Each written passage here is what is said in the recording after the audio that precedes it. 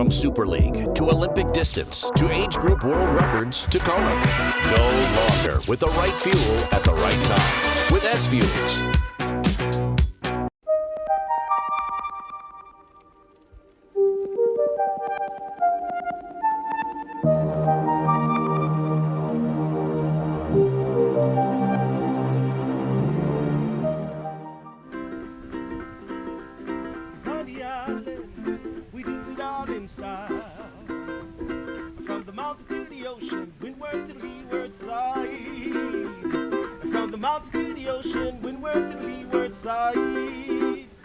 It's breakfast with Bob and Poncho Man, everybody.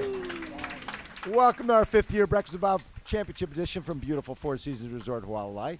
My name is Bob Babbitt. We're brought to you by Master Spas, SFuels Go Longer, HOKA Let's Fly, Form Smart Swim Goggles, Quintanaroo, Zoot, the original triathlon brand, and our Challenged Athletes Foundation. Our next guest, silver medalist yesterday, but most importantly, he made the race. The cold course record, he took that down by 9 minutes. Give it up for Mr. Sam Laidlow. So I asked you how you're doing when you rolled up, and what'd you say? I said mentally I feel great, but physically I feel broken. Yeah. Physically broken. Did you feel you were ready for a race like this? Well, it didn't start off too great. I set off hard and was swimming on my own and thought, this is great, I'm already away. And after about 20 minutes, I started to feel somebody touch my feet, and I was like, okay, I'm just going to do a few strokes, backstroke, see how many people were with me. And I turned around and saw like 30 guys, and I saw Christian's gold sleeve of the Olympic champion. I was like, damn it, this is not a good start. And yeah, so it couldn't have started any worse, really, in that sense. But yeah, as soon as I got on the bike, I knew I had good legs, and in training, we'd been led to believe that I could put out them power numbers. And yeah, I just felt better and better when we got to Harvey. I thought that, okay, let's see what it's all about, and will I be a man or a boy? And I felt really good on the way back, and I think the tailwind helped. And yeah, I just kept pushing, and I knew I wasn't overdoing it, and already on the bike I kind of knew that I would feel good on the run. I just had a very, very special day, and yeah, it was great that it all came together here. Was that your best marathon ever? Yeah, it was my best ever power on the bike and my best marathon, yeah. So. And just did you change anything in training, or do you think it's just over time you've just gotten better and better? I don't think we've changed anything. Maybe we've held it back a little bit, done a little bit less, I'd say. But equally, I've always prepared for this race in particular. I've always wanted to win this race and nothing else. So, yeah, obviously it seems like super unexpected, but I've been training to perform here and nowhere else. So, yeah. And how old were you when you first got into the sport? Oh, I did my first triathlon when I was 4 years old, Bob. So yeah. So you've been dreaming of this day for basically your whole life. Yeah, and from such a young age as well, it's always been about Ironman and Kona. You know, that's what makes it special. So, yeah, to come here with my dad and do what I did yesterday was a dream come true. So when I look at a 4:04:36 new bike course record, that doesn't happen. Cam Worth is a professional cyclist. He did 4:09, and you went 4:04. And did you have a sense that, okay, this is, like you said, you knew you had good legs, but did you know you were going that fast? That's actually what made me pass the time, is that I was trying to calculate the whole way back, like what time am I going to do, and I was so worried that I would beat the record and then Cam would then beat it, that I actually I really needed a wee on the bike, but I didn't want to stop pedaling and wee because I was worried that Cam would then beat my record, so I held it in and kept going. Yeah. And what type of wattage were you holding? What type of power? I averaged almost 315 watts for 4 hours. Yeah, 4 hours and 4 minutes. 4 hours and 4 minutes. Yeah. So, based on what happened yesterday, someone's going to go under 4 hours here. Yeah, I think it's possible on a good day. On a day like yesterday, there was a few moments on the course where I actually came to a stop and tried to let Max come past, and right. And that probably I lost a minute or so there, and yeah, and I think I've still got a little bit in me, and then technology will obviously still evolve, so I think somebody will eventually go under 4 hours. Yeah. If someone told you before the race you're going to swim 48:16, ride 4:04:36, and run 2:44:40, go 7:42:24, would you be thinking? Okay, I just won the Ironman World Championship. Yeah, it's crazy. Yeah, because I remember watching Jan's performance in 2019, and at the press conference after the race, everybody was like, "This is a sporting performance of a lifetime. You know, nobody's going to ever do this for a long, long time." And for us, first 4 guys to all go quicker than that, and for me to go 8 minutes quicker, it's I have to pinch myself. And unfortunately, it still wasn't enough. So I'll come back. But you were in a position where you had like 6 minutes or so off the bike, and you've got the Olympic gold medalist and the 2-time 70.3 world champion running together. When you'd see them on the out and backs, what was going through your mind? You like want to make yourself look good? What do you do when you see the guys coming the other way? I always look terrible running, so I don't think I can make myself look good. But no, I wasn't really focusing on that. I started thinking about it because when I came off the bike with such a good time, I knew that even if I ran like a 3-hour marathon, it would probably get me under 8 hours. So and I knew that under 8 hours should get me a decent performance, So I think it was when I got to about the halfway mark and I still had 3 minutes, I was like, okay, this is going to come down to the line if we keep this pace. And in my head, I wanted to make it to 10K to go with about 2 minutes, and I thought that I could hold that. But Gustav put in a surge and suddenly clawed back like, I don't know, 1:30 just coming back up from the energy lab. Because the time was coming down, it came down 3 minutes, and like you said, in the first half, and then all of a sudden, it went from 2:57 to 3:05, 3:07 your way, right? It started going the other way, and we're going, oh, these guys are, because we all thought they're going to catch Sam, but you obviously had a different thought. Yeah, I think everybody thought that, and in my previous Ironmans, I've been very good at blowing up after about 8 hours of racing, generally on harder courses. So like in Ironman UK, I had a 10-minute lead on Joe Skipper, and with like 7 or 8K to go, and everybody thought I had it in the bag, and completely blew up and finished 10 minutes behind him. So it was still in the back of my mind. But I guess if you go fast enough, then if you do 7:40, then it doesn't leave me time to blow up. Well, the other side of that is you don't know what you can do until you go for it. I've over the years at this race, I've seen a lot of people come off the bike every single year in 15, 16 place, and they run their way up to 8th. But they're never going to win. And you can't win unless you go for it. And you've always gone for it, right? You've been one of those guys. And sometimes you blow up, but then sometimes you have a day like yesterday where everything goes right.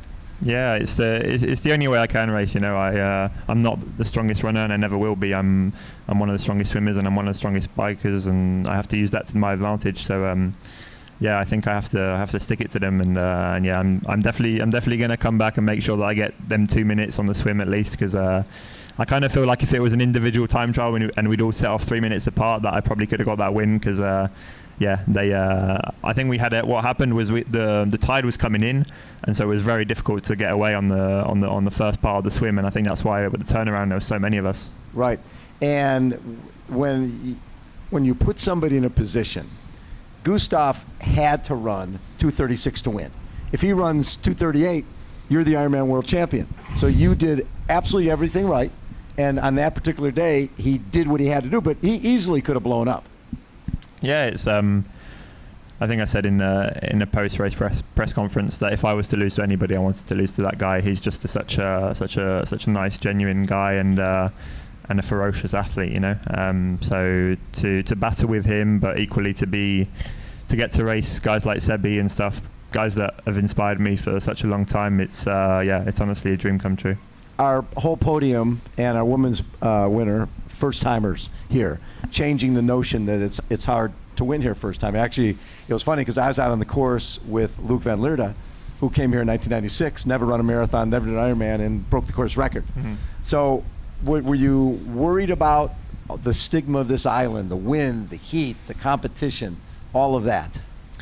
As I said before, deep down, I've always prepared for this race, so I'm yet to win an Ironman or even a 70.3, and I come second here at the World Championships, and it's funny because I've been joking with other pros and stuff. I was like, I want my first Ironman win to be here in Kona. Of course. I don't really care about the other ones, but watching the women's race was I think similar to the Norwegians in a sense, is that like Chelsea's bike was super strong, and then she runs really fast. You know, it's just both the girls and the men's race have gone to a new level, and it's impressive to see. When I look at your year, you know, you put yourself out there because the shorter distance obviously is you're not as good there as you are in the long distance, but you got 4th at the U.S. Open, PTO U.S. Open, 4th at the Canadian Open.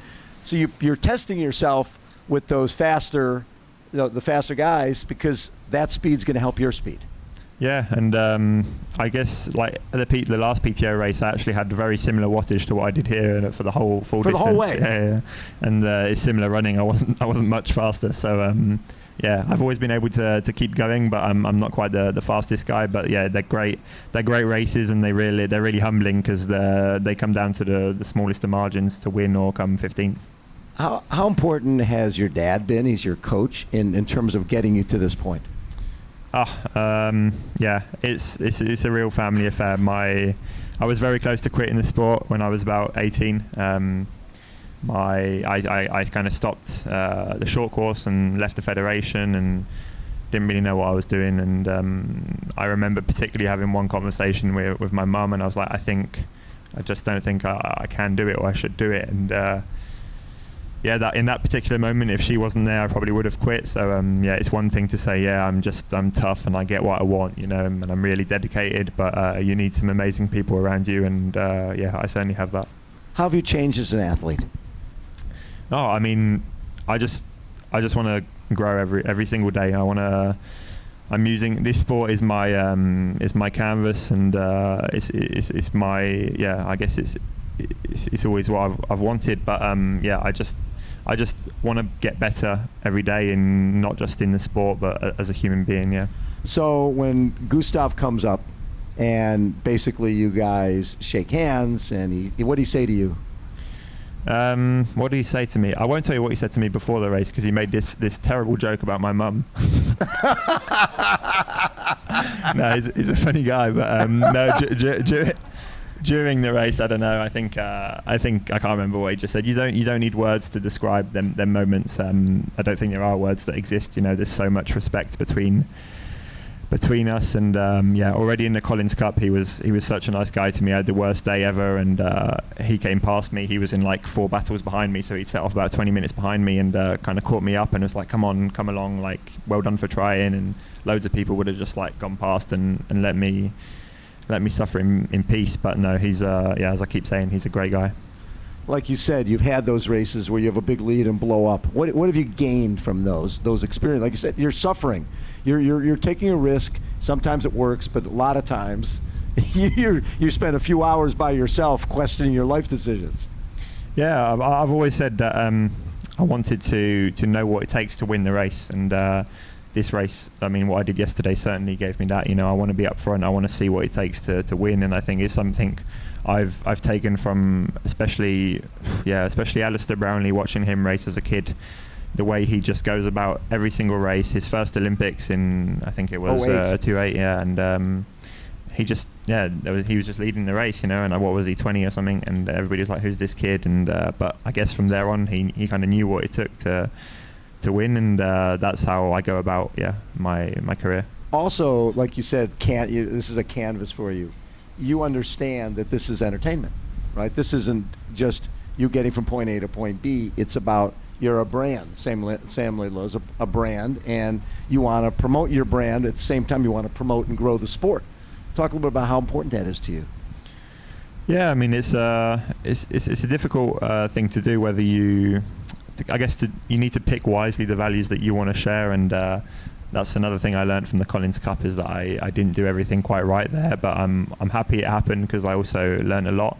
And yeah, I guess what's great is that I don't need to talk much. I guess the way I race shows that if you just like hungry and really want something, just like send it and see, I guess. Having Gustav at the finish say all those kind things about you and have everybody applaud for the way you race the race, that probably means more than a lot of the other accolades that come with racing.